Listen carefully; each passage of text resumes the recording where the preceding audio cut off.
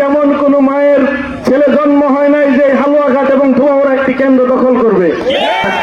আমি তাদেরকে বলতে চাই, এই বাংলাদেশ, এই 5 তারিখের আগের বাংলাদেশ আর 5 তারিখের পরের বাংলাদেশ এক না।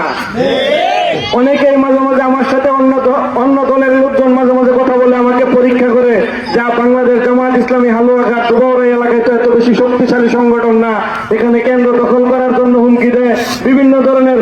আমি পরিষ্কার, দায়িত্ব আপনাদের, এই ভোট রক্ষা করার দায়িত্ব আমাদের। কারণ আমাদের জন্ম এইখানেই।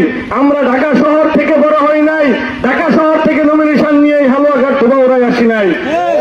এখানে আমার জন্ম, এখানে আমি বড় হয়েছি, আমার 14 গোষ্ঠী এখানে। সুতরাং আমার চাইতে বেশি শক্তি এখানে দেখানোর মতো কোনো লোক আমি দেখি না। আপনারা হিম্মত হারাবেন না, বুকে সাহস রাখবেন।